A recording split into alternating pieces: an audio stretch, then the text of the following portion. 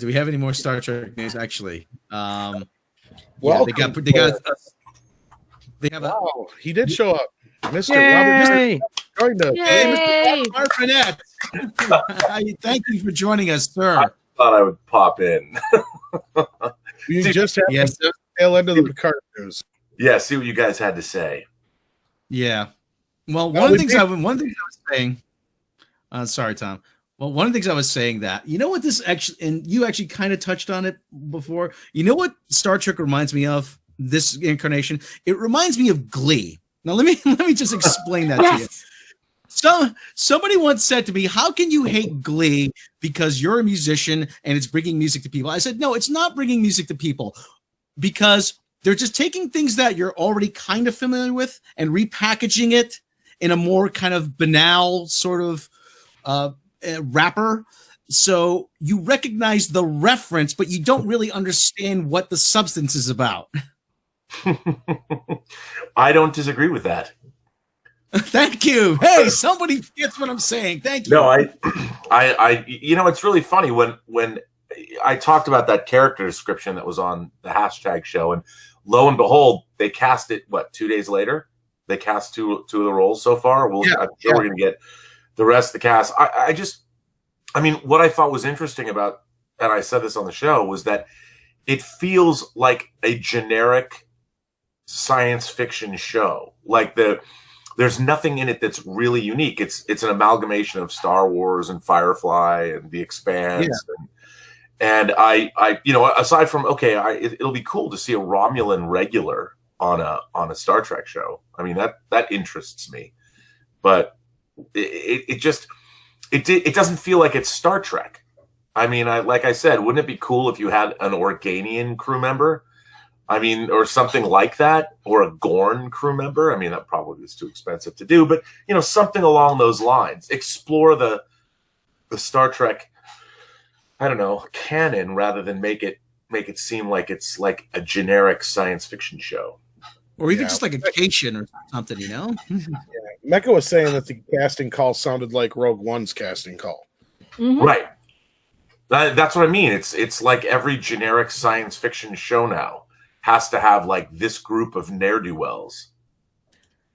Yeah. Do you think they had the concept and they just kind of plugged Picard into it, and with enough convincing they sort of convinced them, yeah, this is something we can really get you on board with?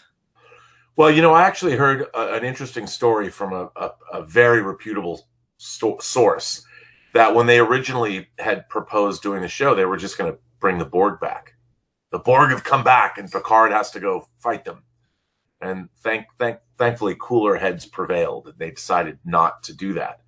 But I think, you know, if you judging from Patrick Stewart off-roading in Nemesis, I think he kind of wants to be more of an action hero kind of a character again. You know, when you're pushing 80, that's what you want to do.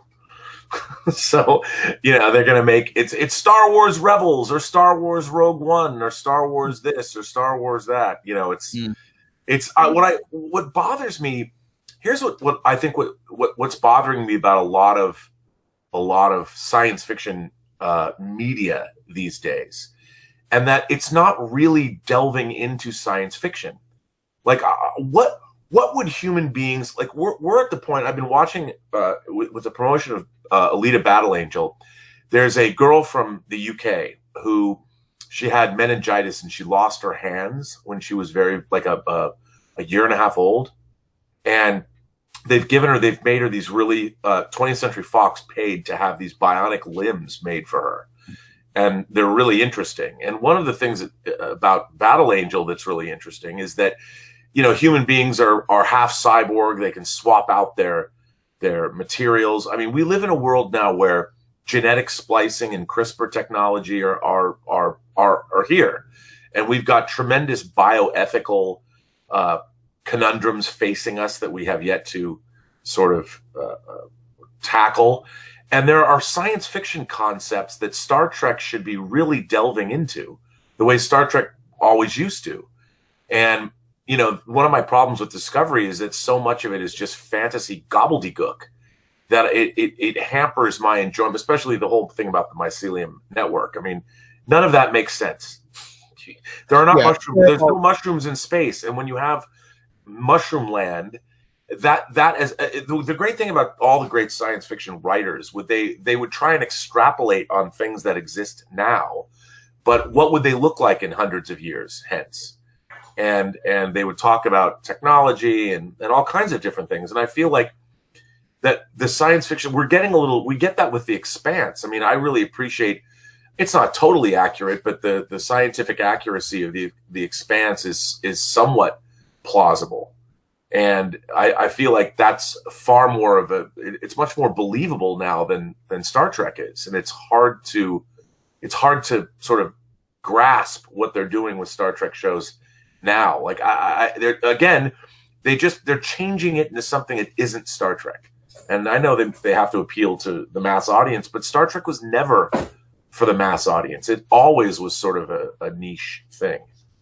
So, well, it almost kind of reminds me of like the initial when they made the pilot The Cage, and it was rejected by NBC. No, this is too cerebral. mm-hmm. You know, and they had to go back and redo it. We've come full circle to that, and not even so much as sort of the ethical, like biomechanical questions. Like you can even do something more mundane, like a commentary on anti-vaccinations. You know, the anti-vaccination movement, or even something like that too. Oh, I agree, and it was the way the shows of the '60s, like we talked about before, the Twilight Zone and Star Trek, and how they dealt with these social issues that they couldn't address on other kinds of television shows. They could only do it in the confines of a science fiction or fantasy show because, quote unquote, real shows, they didn't want to offend people. They didn't want to get too political. But within the confines of Star Trek or the Twilight Zone, you could tell stories about racism or bigotry or how dangerous your neighbors could be in a pinch or things like that. And they just, I miss that. I mean, I'm curious to see. That's why I want to see the new CBS Twilight Zone series and see what they're going to do. Are they going to be confronting those kinds of social issues or not?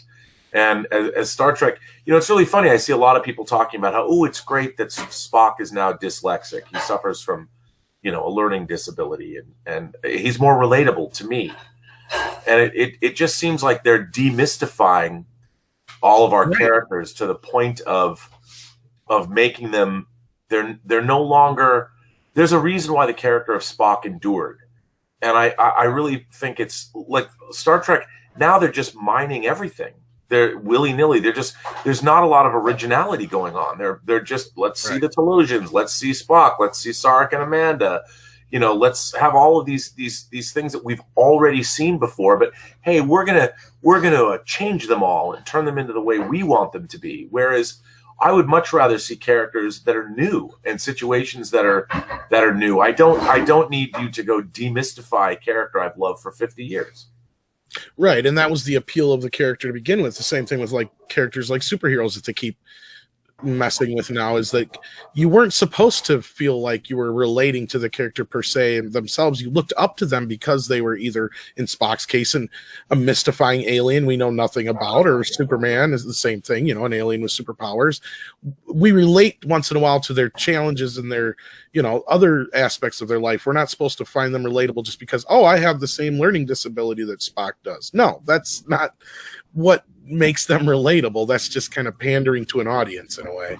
Well, I also find that who are they to do that to a character like Spock?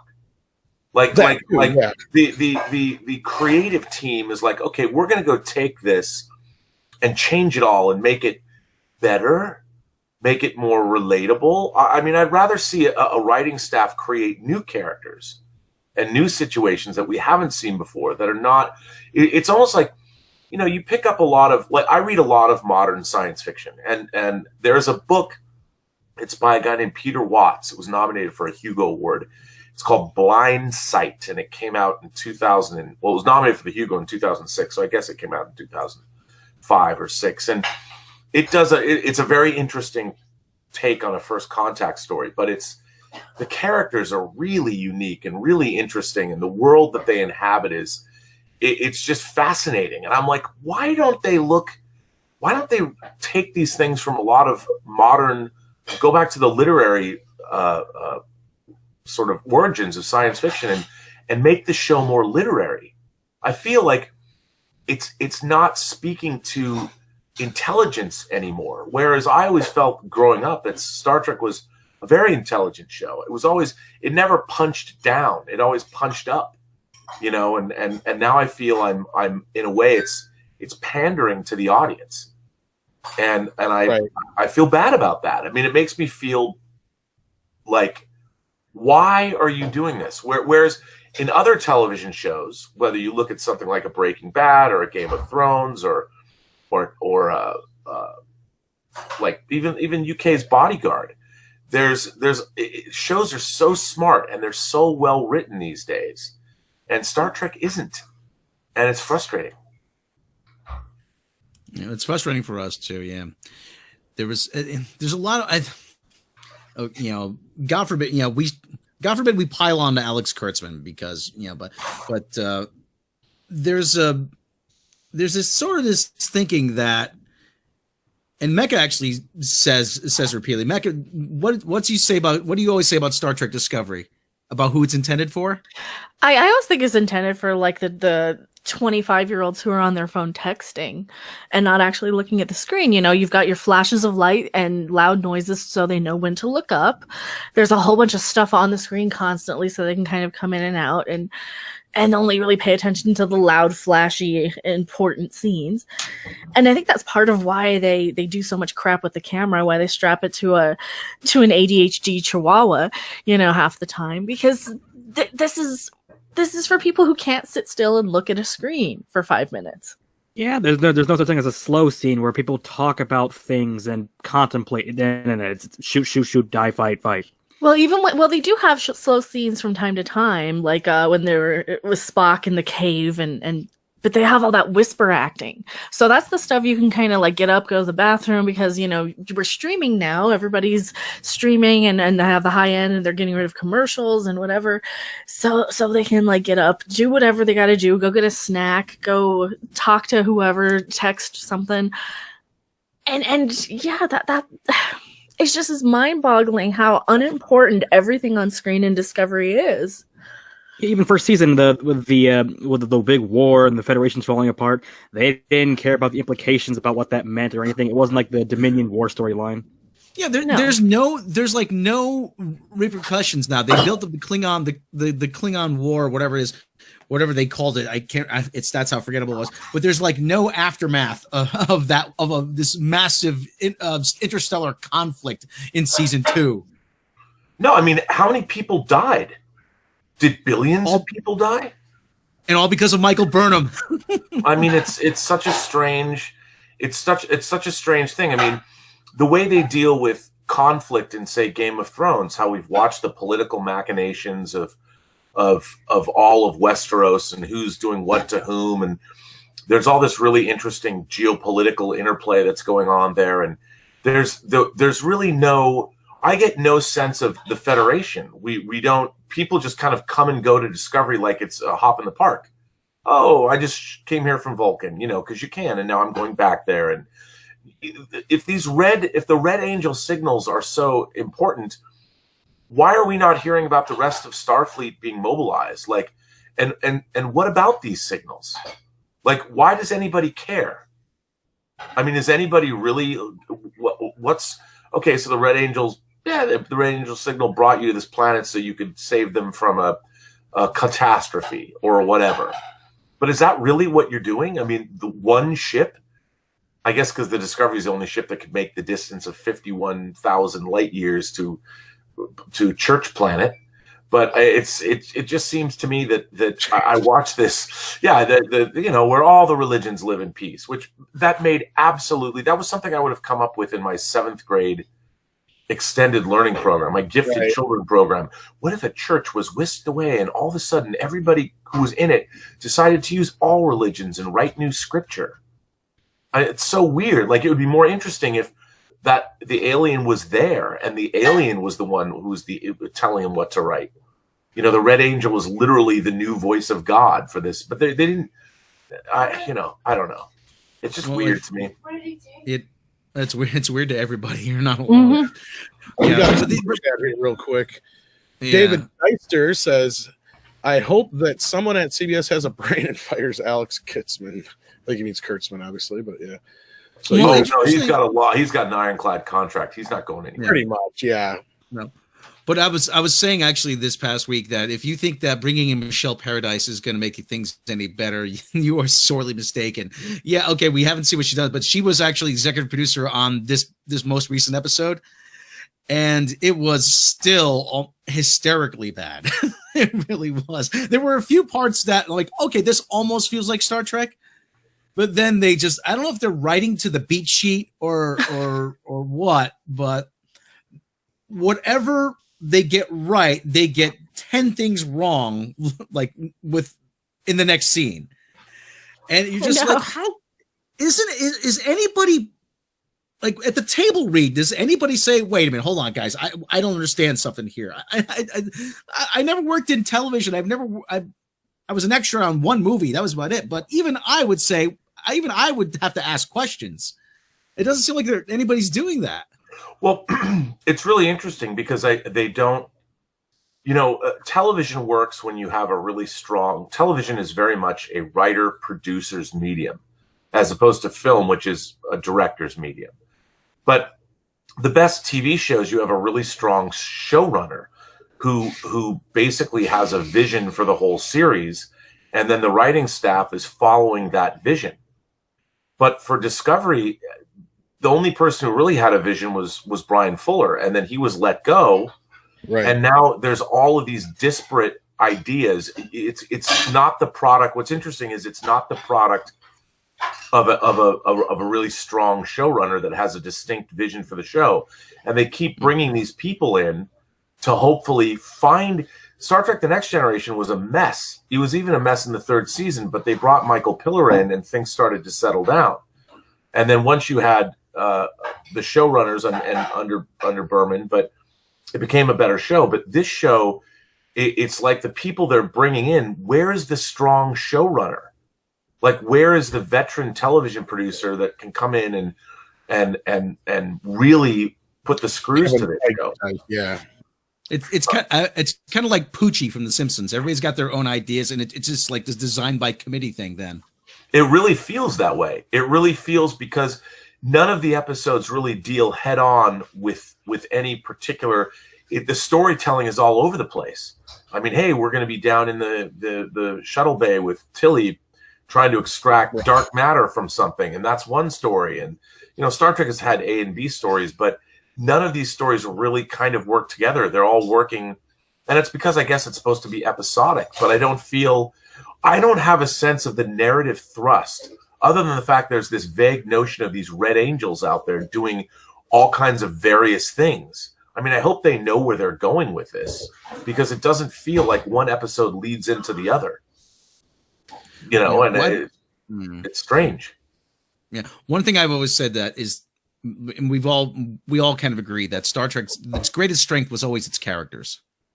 And if they would just break away, and I think you've said this a couple of times, if they would just break away from Michael Burnham for a couple episodes and feature just somebody else, they've kind of done that with Saru, but they still have to have Michael Burnham tag along. But we can't name anybody else in the bridge crew. And if they would just, like I said, just take some of the focus away from Michael Burnham. But right now, everybody's just a cardboard cutout to be positioned so that she can come along and solve the problem.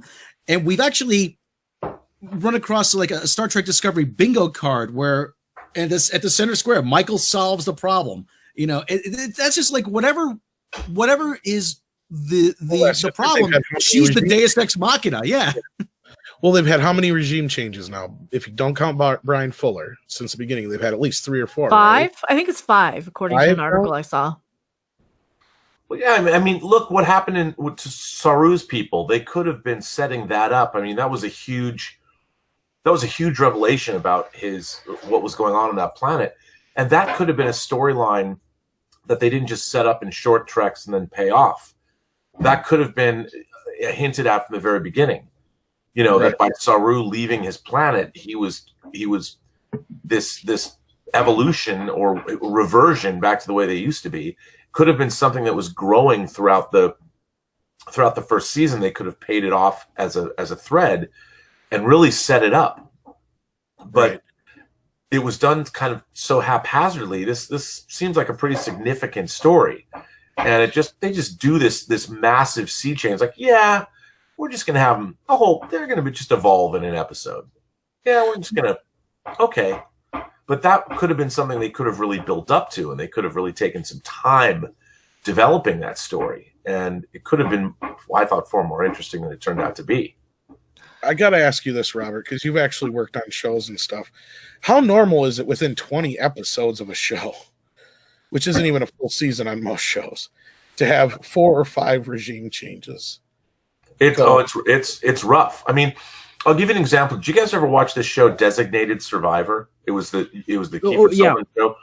Well, yeah. If you watch that show, Designated Survivor, I think, just from a viewing standpoint, the first 10 episodes of that show were, I thought, incredible. I called them airport reading. It's like when you buy a great paperback in an airport bookstore and you devour it on a cross-country flight. The first 10 episodes were incredible as far as that goes, as far as airport reading, the conspiracy, the danger. And then they took this long hiatus. And then when they came back from the hiatus for the back half of the season, the show, it had completely fallen apart. And it's because they had this regime change. And it was really interesting. It's a case study in how a television show can go completely awry. And I thought, wow, I thought watching the first 10 episodes, it might have been 9, it might have been 11, I'm not sure. But I was so into this show. I'm like, these guys really know what they're doing. I mean, if you like conspiracy thrillers and you liked those kinds of movies and government machinations and terrorists and all kinds of, they're going to bomb the Capitol, Tom Clancy shit. And I was into it. And then the show just completely fell apart. And the back half of the first season was terrible. It was absolutely terrible. They even they killed one of their great core cast members for no reason at all. And I'm like, how is this allowed to happen? And I have a lot of friends that are television writers, and there is always jockeying for a position on these shows. And when they go over budget, and when they're not well managed, this is what happens. And I think Star Trek also has the extra added pressure on it, in that it's supposed to be the cornerstone of CBS All Access. So, I mean, have you ever seen a show with more Facebook ads than Star Trek Discovery? No. The second, especially, they even doubled down on the ads? It seems like, yeah. Every page I scroll through, almost every forum, I see it pop up. It's like, what the hell? Come on. We get a ton of ads before our videos too for Star Trek. Yeah, Discovery. We always get a comment. Oh, we got a Star Trek Discovery ad before your video. So I do too. I've been getting those. I think it's hilarious. I took a screen I took a screen cap of one, put it on my page. I was like, look who's advertising before my live streams. We got to be careful, because then they might jump in and say, wait a minute, and we'll have a whole nother adpocalypse. Right. But I just find it interesting. I mean, all of this, they get the Picard series. I mean, they're going to fast track that too. They're going to get it made and get it up, and again, it's got the same producing team. Kurtzman, Akiva Goldsman. It's the same involved, yeah. And everyone's the same. I mean, I think it's very funny, because now people are calling us alt trekkers and all this. I'm like, what are you? It's so weird. It's so bizarre that I don't begrudge anybody who likes Discovery. I really don't. But the storytelling on Discovery is not good storytelling. That's what I object to. And I agree, as a quasi-writer myself, too. Yeah. We do have a couple super chats real quick here. We've got one from Apple Crow for $5. He says, Kurtzman's contract has one flaw, requiring me to spend any money on anything he's involved with. Note to execs, he's basically dead money to me. Oh, that's one way to look at it. If the fans don't pay, then it goes away. Wild Panther says, with $10, what the hell is going on? They're messing with sci-fi, Doctor Who, Star Trek, Star Wars. Carrie is gone. They ruined, like Mark said, it. We'll never get to see those three together ever again. Marvel ... So again, like, not going on, but yeah, I think that's off of what Mark Hamill's. I don't know when he said it, was like the other day or something like that, but there was reports and some more comments that he was kind of just displaying some disappointment in how things have kind of gone down in the Star Wars universe, I guess. Well, you were saying though you don't begrudge anyone who likes Star Trek Discovery, but I'm just having a difficult time understanding what other people see in it. I'm like, explain this to me. I'm like, just explain what is the appeal here, because I'm not getting it. No, they don't explain it. No, they just come in and they're like, no, you're just not smart enough to get it, because they don't have a good argument for it. You know, they'll say, oh, I like the special effects, or or no, you don't know what's good about it. You're just not smart enough. And then they start with this name calling and basically fan bashing. But the other thing too I've noticed is that there's this tearing down of the original series. Yes. In order to build Star Trek Discovery up. Well, that's old, and the monsters were terrible, and the sets were all plywood and cardboard. I'm like, well, yeah, but it's still work. It's not. That's all aesthetic details. The storytelling and the characters are what endures about it. What's funny though? Sorry, I don't even think that's true. I mean, Star Trek was a beautifully produced show. It was also very expensive for the time. The fact that they were using blue screen photography for the ship shots, they had beautifully rendered paintings of the planets. I mean, Star Trek was an incredibly well produced show. It's just a different aesthetic. I mean, the time was different. It was just a different way to produce. I mean, you could actually shoot Star Trek. You could take all the same sets, all the same costumes. All you have to do is light it differently, and it would be fine. Mm-hmm. I mean, one of the things that people don't understand is that it's the aesthetics of TV. They didn't have a lot of handheld, the ability to hold handheld cameras. They were all up on these dollies, and they were all up on sticks, and they didn't have the kind of equipment they have now. And it just depends on how you shoot things, and it would be fine. Well, and to support what you're saying, they wouldn't have cut the budget in the third season if it wasn't too expensive. Right. That's the whole point. Exactly. And I just find it interesting that people are always complaining that way. I mean, essentially people's homes have looked the same for 50 years. And if you're shooting a scene in a kitchen, someone's kitchen, or just a family kitchen, whether it was the Brady Bunch or whether it was Roseanne or whether it was somebody even on a show now, kitchens haven't changed much in 50 years. They look, I mean, maybe refrigerators went from being rounded to being rectangular, but they look pretty much the same. However, it depends. Lighting is very different. The kind of we have faster films now. Now we've got digital. So, you shoot in someone's kitchen, the way it looks more modern is by how it's shot and how it's lit. But kitchens pretty much look the same. And depending on how you shoot the bridge set, you could absolutely shoot on the classic bridge set and make it look great if you wanted to. Yeah, a great example is, like you said, the lighting, everything things looking modern. So I always point to Raiders of the Lost Ark, how that's set in the mid 1930s, but yet it looks modern because of the lighting and everything else. If you take a few cues from those, I mean, there's no reason why that Enterprise bridge can't look modern by today's standards. Right, and that's what drives me crazy. I mean, when I was working on the Axonar project and I was storyboarding and developing how we were going to shoot, you basically have this classic bridge, and I mean, the way it's been finished, I wouldn't have finished it that way, but it would have looked great. All the classic stuff. I mean, and it just depends how you shoot it and how you light it. And the fact that I do like the fact that Discovery is being shot widescreen now. I mean, it's very cinematic, but they've gone way overboard. I mean, why is the camera moving? There's all this unmotivated camera moving just to give it some hipster aesthetic. Ooh, let's keep everybody, like you said, Mecca, let's keep everybody entranced with the moving camera. So they miss the fact that the story being told doesn't make any sense at all. There's no semblance of science. There's no semblance of reality. That goes right into our super chat from All Panther for $5. Says, Random's right about the ADHD crowd. Like going to Giants new park in 2000. Yuppies telling me to stop cheering for my team on their phones, not watching. Well, that's crazy. Pay for good money to go see a live game and then sit on your phone. That's not smart. Anyway. Well, I've been to concerts where people have done that, and I've been to, especially movies. Movies are really terrible for that. You know, I'm a bit worried about that as well because where I work, they had a TV on one day and they were playing The Cage, or not The Cage, Arena, excuse me, and everyone was kind of laughing at it. I'm like, I know Gorn doesn't look great, but the actual philosophy behind the episode is really well written, and nobody cared. They just laughed at the creature and just moved on. Well, I think Star Trek, especially the original series, has now transcended within our pop culture memory. The way there's a lot of people that just have never seen the original series, and their only understanding of Star Trek is, I call it the Simpsons effect.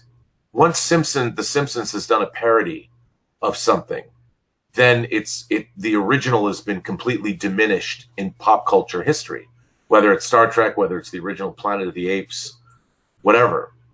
And once we live in our hipster, postmodern, snarky pop culture realm where most people can't even go back and watch the original series and give it a fair shake.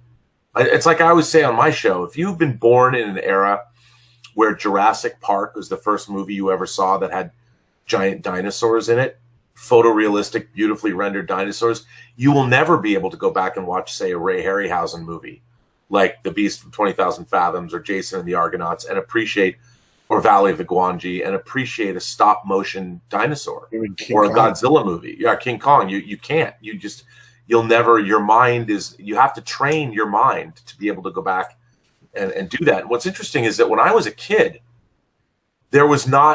pop culture has doubled pretty much in the time that I've been alive. So there's twice as much now, if not 4 or 5 times as much now as there was when I was a kid. When I was a kid, there was only the original series and the animated series. That was it. That's what Star Trek was. And when Star Trek the Motion Picture came out, it was mind-boggling. I mean, the fact that they brought back all the characters and they set it, in continuity, and they accounted for the missing years in the film, and they had updated the Enterprise, and it looked incredible, and they understood the internal layout of the ship and how everything worked out and all of that. And the only question people had was, well, are those really Klingons? And then, of course, that question was answered by numerous people. I mean, the idea that there was this Imperial Klingon race that we had never seen before. There was all kinds of explanations, but nobody. Now people go back and use it as Star Trek hasn't always had canon. There was always canon issues. But they always tried to make sure to. Sorry, I was going to say they always tried to make sure they explained it though later on when they could. Right, and the idea of it never bothered me that you saw Klingons speaking their native tongue in Star Trek: The Motion Picture, and you saw them in updated starships. I mean, that kind of thing never bothered me. But there's this thinking, like, for instance, if you read Greg Cox's Khan novels, and there was this idea that the eugenics wars, they had to figure out, well, how come the eugenics wars never took place in our reality? So let's explain how they could have. And I always thought it was so weird that even as a kid, I understood that the future in Star Trek was not our future. It was an alternative fictional future. And we saw, like, we had a similar backgrounds, but it wasn't our future. So the fact that our technology developed on a different pace than the technology of the Star Trek universe, and I always go back and go, look at Blade Runner. The first Blade Runner is an analog future. And when they made Blade Runner 2049, they made the decision to think, okay, well, yes, cell phones and the computer technology that has existed in the 35 years since the original movie came out, we're not going to go that route. We're not going to say, okay, well, we're going to try and make it more like our future. No, they're like, we're going to extrapolate on the Blade Runner future as it was portrayed in the 82 film, and we're going to go that route. That was clearly an analog future. And while they did have flying cars and things like that, clearly their computer technology wasn't nearly as sophisticated as ours was in the real world, and nobody cared. Blade Runner 2049 still works, and the future portrayed still works, and it feels of a piece of Blade Runner the same way that Star Trek the Motion Picture does. I mean, they make a big deal. The Enterprise has been refitted and it's sleek, but it's still recognizably the Enterprise. The technology is the same. Warp drive is the same. So the communicators fit on your wrists or something. I mean, it made it, what people forget is, like, as a huge Star Trek fan going into the theater to see Star Trek the Motion Picture, it was wondrous. And I never thought to myself, well, this doesn't feel like canon to me, because it was so new and big and different, but yet still the same. The characters were the same. The fact that they had the same actors come back and play themselves and were able to, not quite, but pretty close to real time. That was a big deal. That had never really been done before. To bring back a TV cast into a big budget movie and then include the time that it had passed since the TV series had gone off the air. I mean, that was a really groundbreaking thing. And that was really the beginning. The real beginning of Star Trek canon was Star Trek the Motion Picture, because you believed that it was the same. It was of a piece. You'd never seen Earth of the 23rd century in Star Trek before. And in Star Trek the Motion Picture, you see it. You only saw one little sliver of Vulcan. And then when we went and saw the Vulcan Masters and they shot at Yosemite and you saw Spock out there training, that felt like this is the big budget version of Vulcan, but it felt like it was truly Vulcan. You didn't go like, this doesn't feel like Vulcan. It was the Vulcan you hadn't seen before.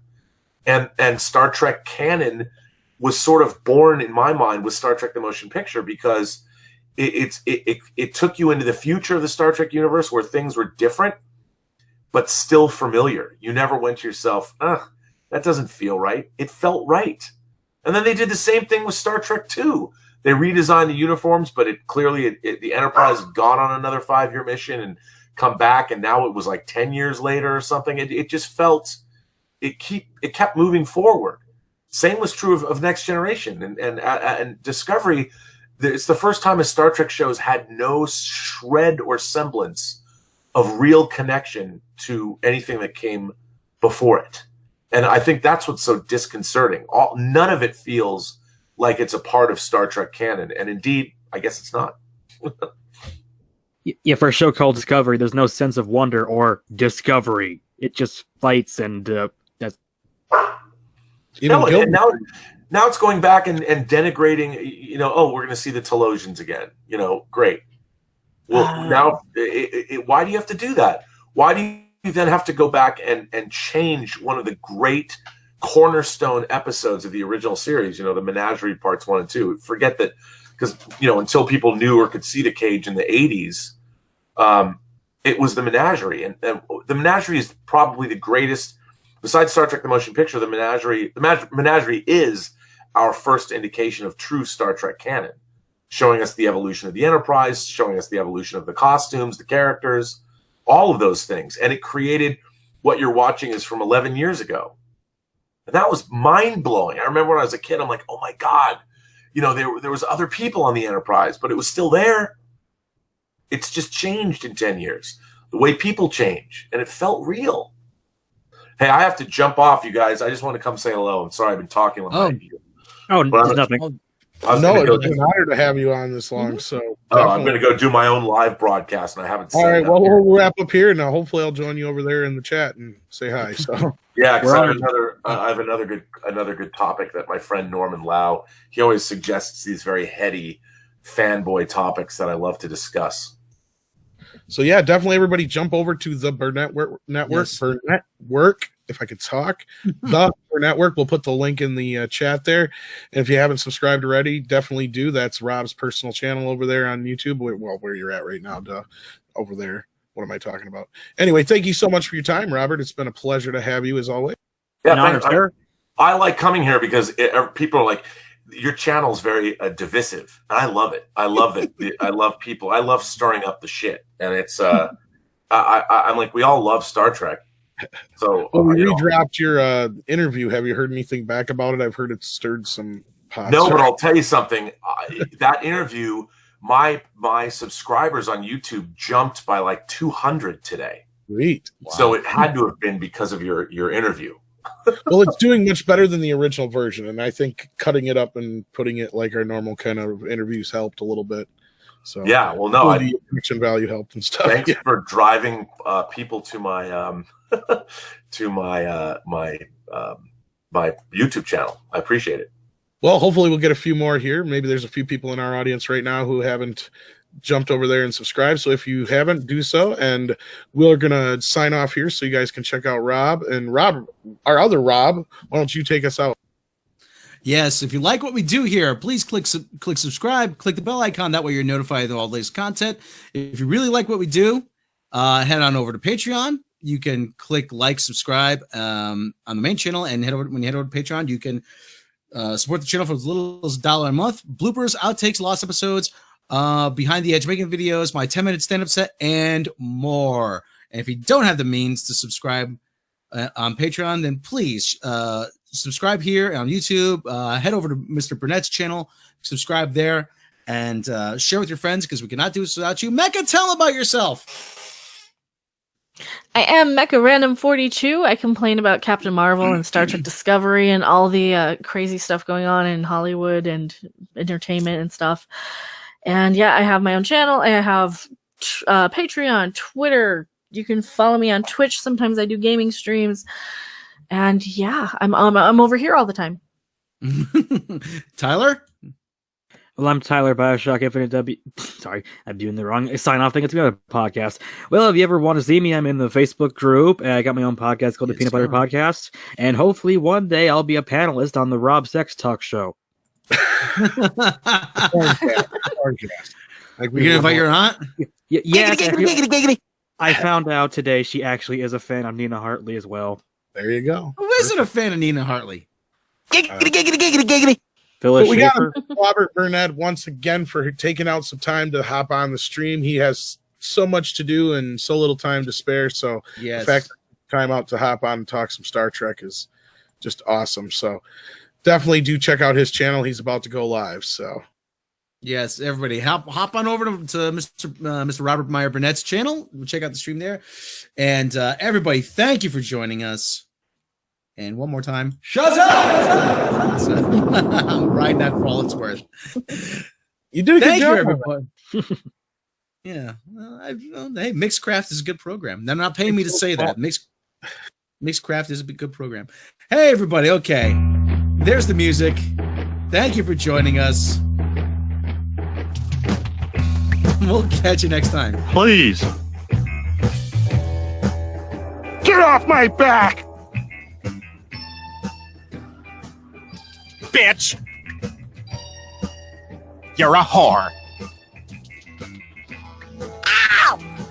We gotta take Damn that it, away. stop hitting me!